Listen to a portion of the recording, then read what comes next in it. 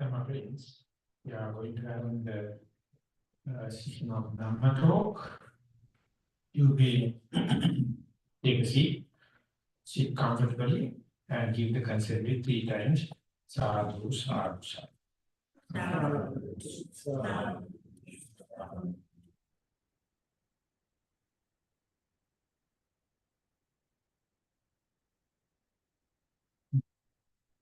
Tassa bhagavato arahato samma sambuddhassa.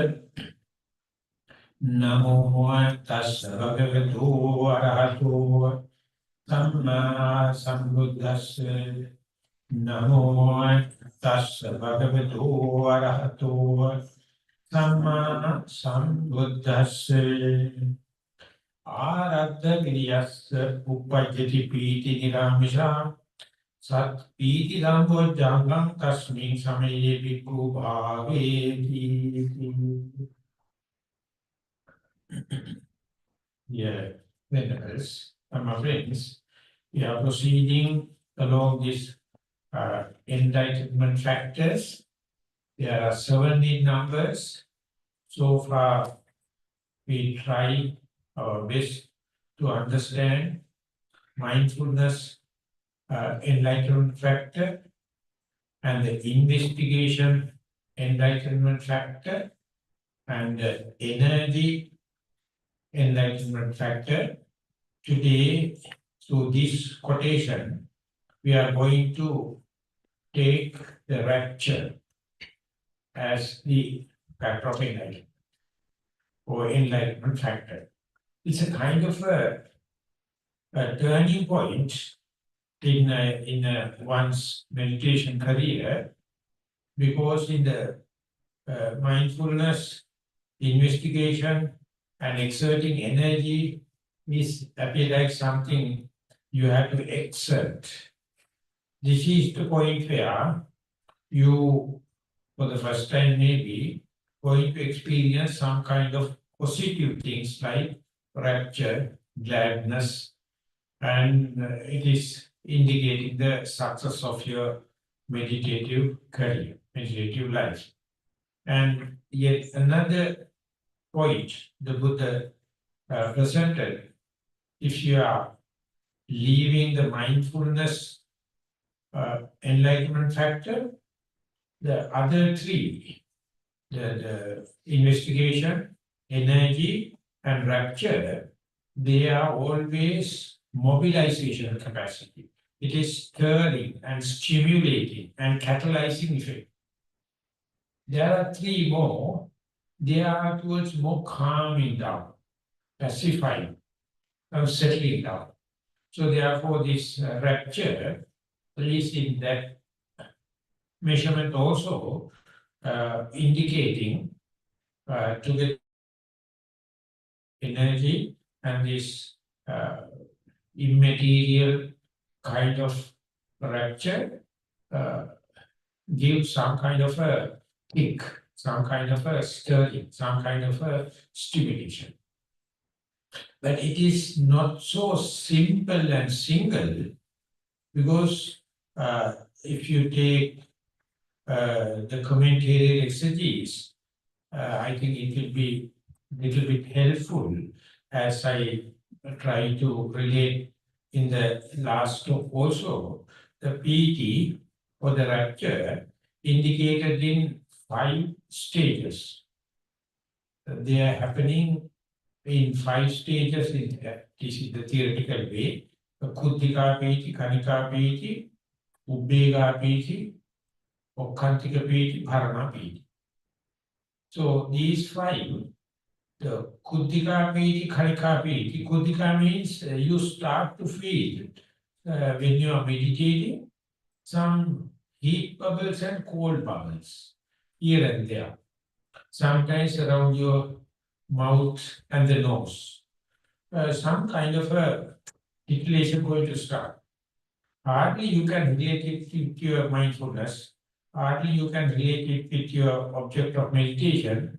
When you are proceeding, when you are progressing, bubbles, heat bubble, cold bubbles, and here and there some kind of a movement going to start.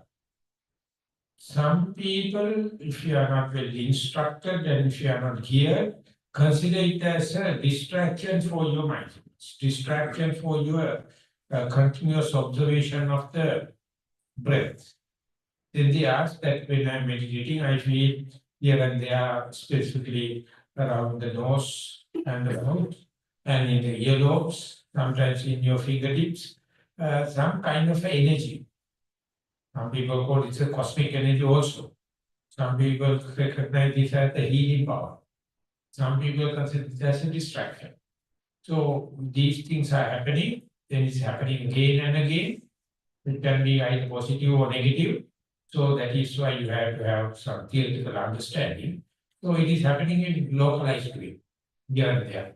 So once you facilitated it, if you are not reacting, then Kanikaviti can start. That means your whole arm maybe start jerking, or leg, or the head, or kind of a muscle dance can start. So therefore, it is a kind of an advancement from the Kudikapiti to Kanikapiti. So when these things are happening, often uninstructed yogis are reacting. They can't understand why, what is the relationship between the object of meditation and these localized events and the mindfulness and their relationship. So that is why commentators try to say before it becoming a rapture as such, they start with this Kutika and Konika Piti. And then if you are managing, if you are facilitating, if you are still trying to keep your attention with your primary object, still try to be steadfast with the mindfulness, don't paying much of attention to this, what is happening, then Ubega Piti can happen. The whole body going to respond like that. It's a kind of when you are boiling a pot, maybe making your rice gruel, it is going to make water pot will start to have some currents before it is come up to the boiling point. So rice or whatever thing you do, you start feeling rotating like. So everywhere that can happen. So it is so strange, it is so unexpected. You supposed to think maybe due to external factor. That cannot be due to the meditation. That cannot be due to mindfulness. That cannot be with persistent attention with the breath. Because so far you have used this body to give so much of different stimulations from external sources. Now only you can understand it is because of the mental factors or jhanic factors or early part of this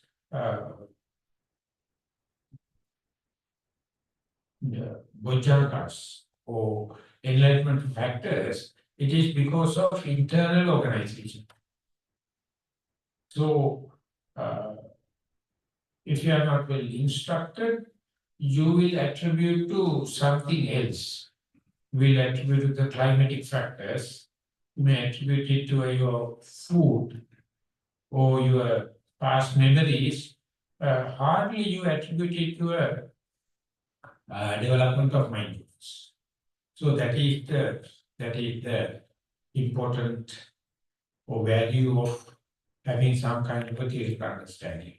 And ultimately it becomes more prominent, your whole body going to contribute as eddy currents. Here and there, you try to feel it.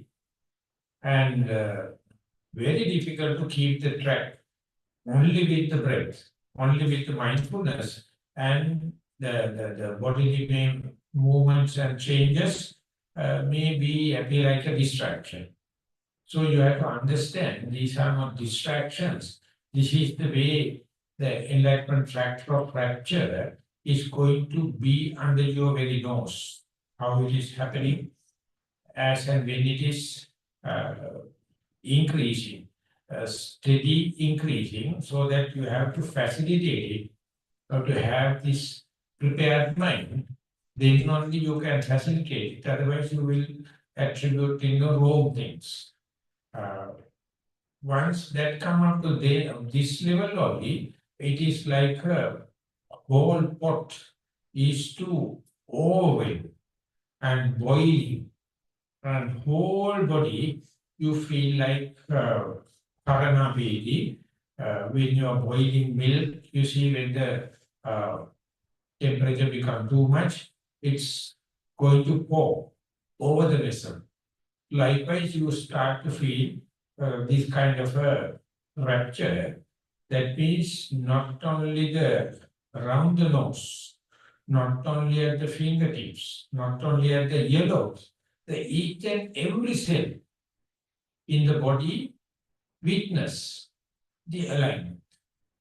So this is a kind of a thing that you get a massage over the body, overall body, free massage. It is very healthy. It is very rejuvenating. So therefore, this rapture part is giving a very good alternative to the luxuries we are using.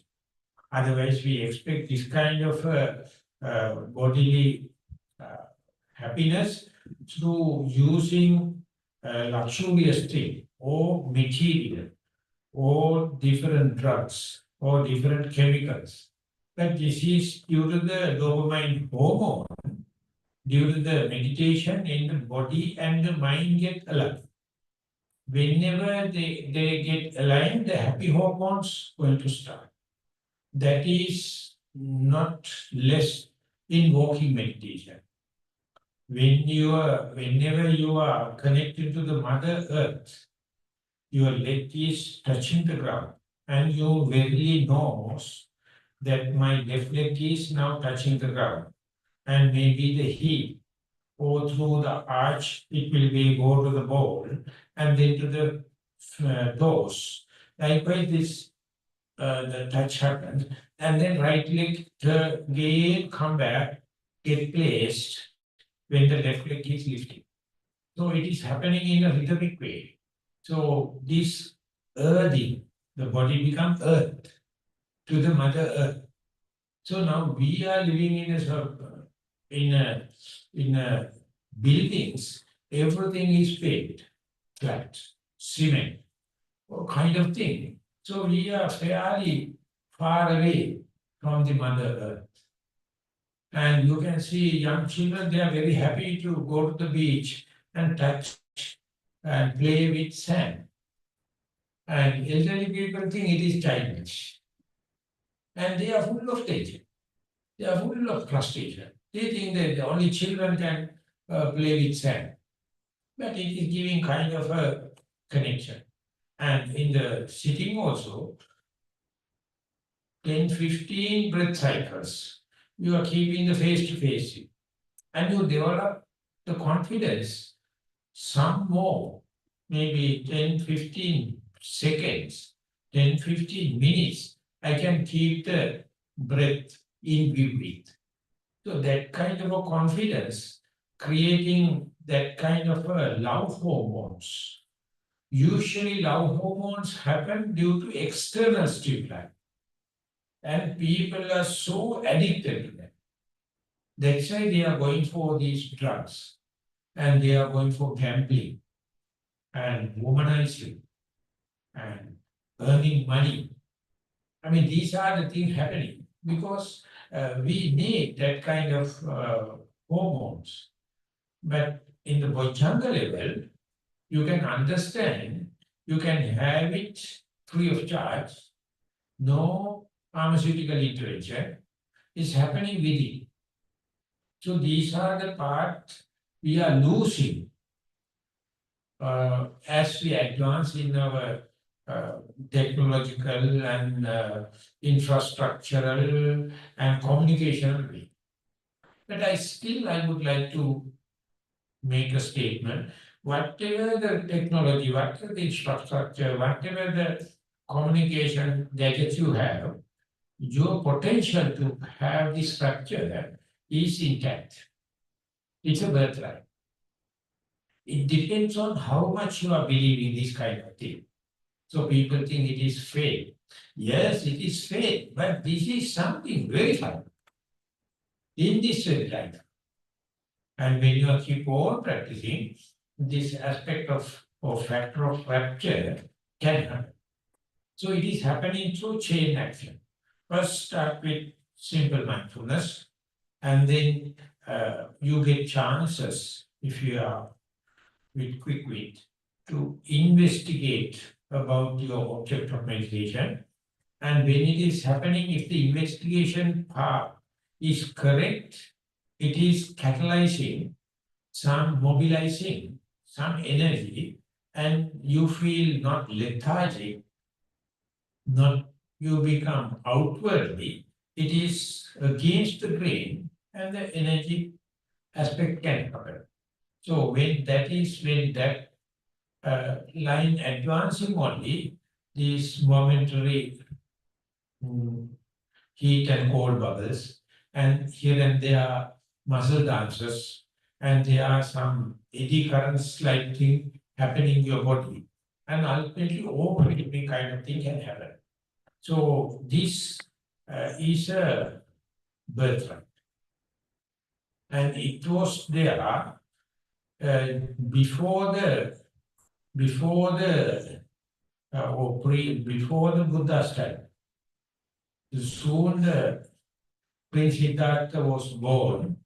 The seventh day, there was a just a ceremony.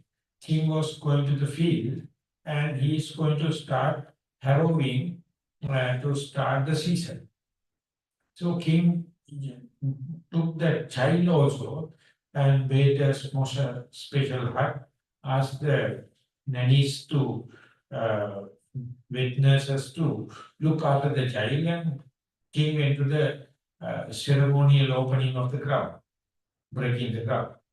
Now, everyone was looking at that, and then ultimately the witness and the nannies also went to see. And the prince, due to his samsaric habit, he started concentration, ultimately raised up to the top of the trees, and he was blissfully on at the canopy. So when the all of a sudden when the nannies and the witnesses are coming, Prince was missing. And they were so shocked. And they found the shadows of all the trees also concentrated, and the prince is up there. And immediately informed the king. And he came, and for the second time, the king, the father, paid respect to the child. He paid 3 times, this is the second time. And one of the Sri Lankan author, he is writing without that any kind of a teacher, without any kind of a formal object of meditation, just the child, infant, got that alignment. And ultimately he was floating, elevating. But once he became 29 years old, after the renunciation, he had 6 years self-mortification, torturing himself, searching the truth by not eating, not having a bath, just keep on in ardent practice. And they give the interpretation, and the Prince Siddhartha, just before the enlightenment, while he's practicing this 6 years, he thought that as an infant, what he got is not suitable for celibate life. So they said, therefore he avoided it. He never thought that is the way to Nibbana, that is the way to enlightenment. So he up to the opposite, self-torturing method. And one night before the enlightenment, he thought of trying that again after going the middle path. And that would have been the break-even point. So therefore, even the Buddha at his last life, he had different opinion about this rapture and this kind of a situation in the experience. The day you calculate in the proper way, the day you have the proper mindset, that can be used as a catalyst.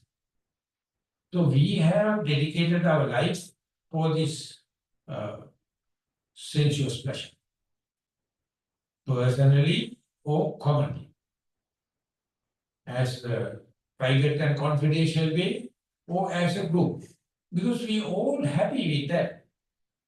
We never expect that kind of a rapture through this meditation, through this mindfulness, through this self-exercise.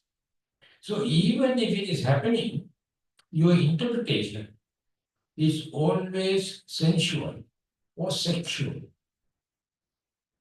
To see it in the proper perspective of immaterial kind of pleasure. It says, Aradha Vidyasa Uppajati Piti Niramisa. There's an immaterial kind of a pleasure can happen, but hardly you will attribute in the proper way. That is why we must have discussion. That is why we must have noble friends. That's why we must have true people to talk about that. And that make more difficult to younger age, young people, because their chemical body is very active. And they are searching the pleasure, all the possible ways. Hardly they find through this spiritual way, through this mindful way. So this is a paradox at individual level. I doubt whether that can be well answered in the society at large. It will never happen. Because society is so mad. They are formally or informally promoting you have this kind of a legal and illegal pleasure. But they have never tested that kind of a healthy one, that kind of a pleasure without side effects and after effects. That kind of a thing without pharmaceutical intervention. So I don't know whether it's a conspiracy or is it impossible. But individually, each of us can give a chance. When it is happening, the Dhamma is the truth. It is giving so much of positive results, but you must have correct perspective. You must have the prepared mind. You must have this mindset when it's happening to attribute to the correct thing. So that is why this Piti Niramisa, that immaterial pleasure has to go through first the mindfulness, this the investigation, third the energy, and then only you can understand it in correct perspective.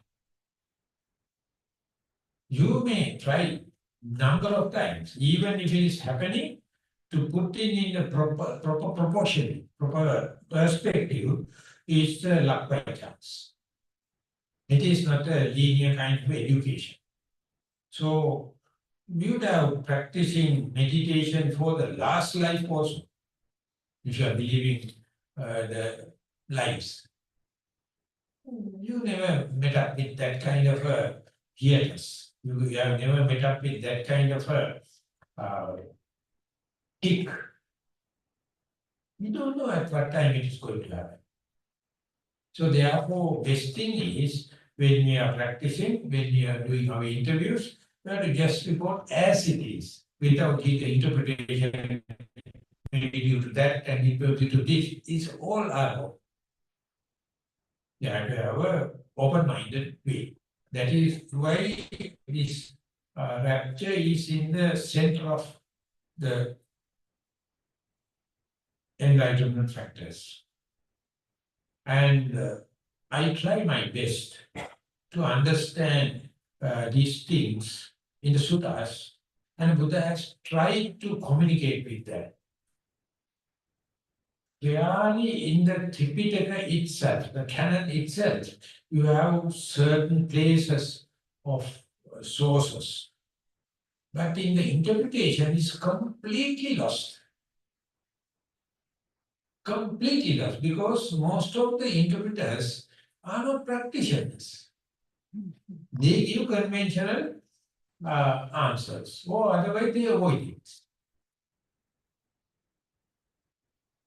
I may express, but it may be leading to contradictions or controversies.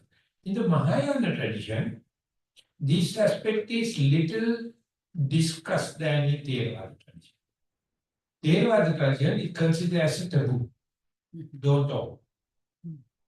But lucky enough, when I was just dealing with mindfulness, I had the exposure to some simple living, high thinking, like small groups. And we were discussing it openly that I was not mature enough to give my contribution. Then I start reading also. And they have taken this, and it is going against our religious moral shame and moral fear. Our thing is so tight with the moral shame and the moral fear.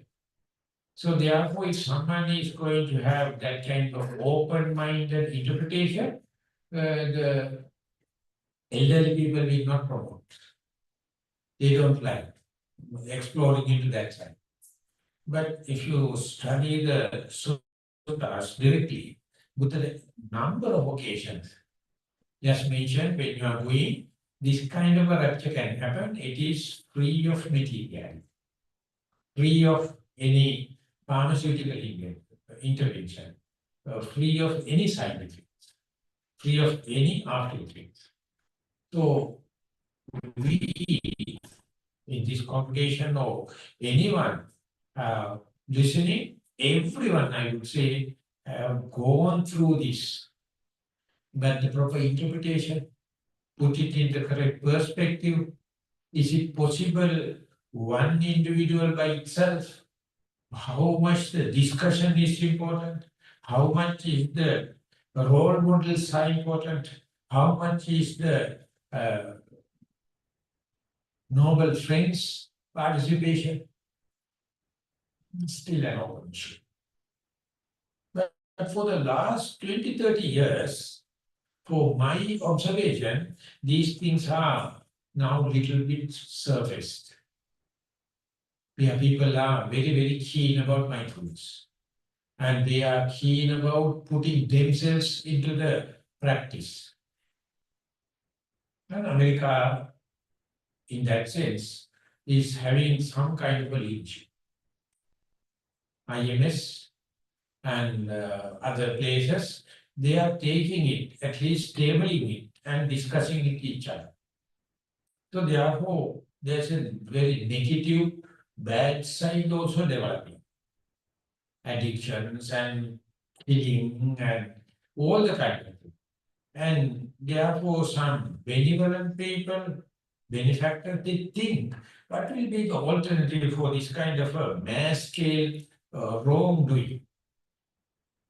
So this is one of the very strong clue. So someone to think about, but I don't know how many years it will take to put them into a research. This no one is funding.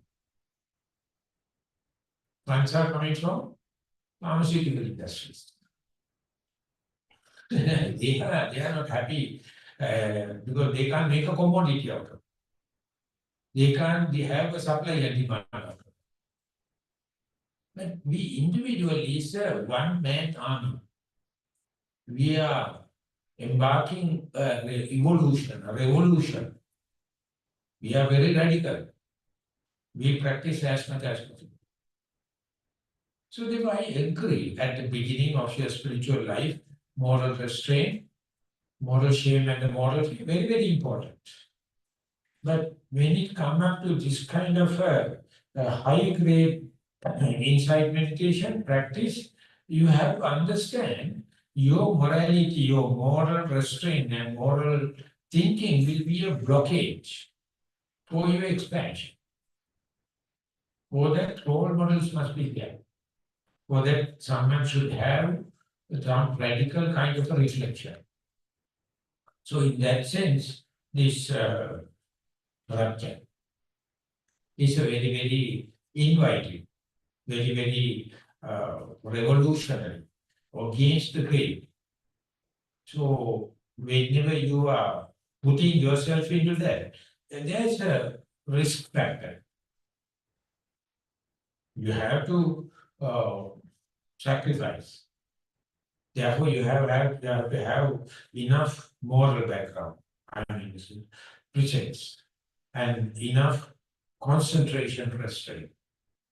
And when you are meddling it with that kind of support, backing, that aspect is called wisdom restraint. It is not. It is far beyond the moral restraint. It's far beyond the concentration restraint. And that is the point where our evolution, our radical change going to start. Others we have got trapped in the reptilian mind, animal mind. They are maximizing pleasure, whatever the ways, good or bad. But this is giving a very, very healthy, very, very immaterial kind of a pleasure. And those who experience get Dhamma. They can't do because the society at large is going by a crook or hook, have to have pleasure. And the consequences, you have to suffer. This is the world we are living in. So, but individually, if you take it seriously and don't lose your moral restraint, don't lose your concentration restraint, and when it is happening, when your body is going to witness by 5 kinds of raptures, you have to, at the beginning, definitely you will come out with a wrong interpretation, no harm. But in a discussion, we can just expose, we can just open ourselves. And then only a refinement can happen. Never get misunderstanding. So, in my life, in the 30s, 40s, 50s, I was never exposed to this side, unless otherwise some theoretical discussions and kind of thing. But in 60s and 70s, specifically in 70s, this became very frequent. When you are practicing, can see not only the mental response, but the bodily response, how the body is responding. In the Chanki Sutta, the Buddha is telling, when the meditation comes up to that level, kayena cheva parama satcham satchikaroti. Your body also getting enlightened, not only the mind. Body also witnessing. In the Hindu tradition, we call they are sages and they are celestial beings, so they are very high spirit people. It is not limited to any sect. Anyone, when is going advancing, these things can happen. So therefore, at the glimpse, at the beginning, we need that kind of a dispensation. We need Buddha Sasana. Without the Buddha Sasana, our mind is not strong enough to give that kind of interpretation. So there's one book I read, Siddhartha's Mind. The neuroscientists are explaining how the Siddhartha, the Buddha to be, got the breakthrough. There were no examples, there were no teachers. You were the first and foremost. And then most difficult part was him to communicate with other commoners. At first he decided not to communicate because people are seeking pleasure. It won't any means. This immaterial pleasure not relevant. It's impossible. So much of a distance happened with this enlightenment. So therefore, also when you are reading a book, when you see research papers, and when people talk about this, how to get rid of this frustration and tension and the trauma and all the kind of thing, they never think this is not a possibility, this is not an option. In mindful school, we have brought into the drug addicts, the government sector, as well as we had some individual people. We used to go them and introduce walking meditation and sitting meditation and mindful games and kind of thing, because they are usually deprived people. People consider more than America and Sri Lanka, consider them as not full-fledged citizens. They are like prisoners. But when you are practicing with them, and they are bright people. They also can experience mindfulness. I'm very close to Nisarnavane where I live. There's one new branch they have started called as Navadigante. 60 people are being rehabilitated and fairly maintaining good health and kind of thing. We also went there. And while practicing, I also was leading. And they were doing walking meditation behind me. And they are so slow. Raise one leg and leave it, place it again. And then raise the other leg and place it again. So when we come back and discuss, and they told that I have a fear whether I am stepping upon ants. So concerned. You can say they are callous people, they have no that kind of a sense. So that is why we can't walk, because I am looking at, instead of 2 meters ahead, looking at the lake, ants are there. So later, Dangerous Drug Control Bureau asked us to make 5 minutes video when they are going to the UN assembly to present. But you can't show faces because it is privacy.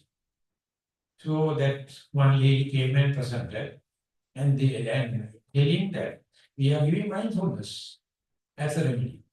And they told, your video is selected, 5 videos selected from different countries, and because it is no pharmaceutical intervention. But in America, it's a pandemic, they are using, instead of drugs, they give some more pharmaceutical alternatives, but throughout they are using. And then they suggested, instead of this therapeutic, instead of this healing method, why can't you all think about the preventative method? People to not to go for drugs. I was never thought about that.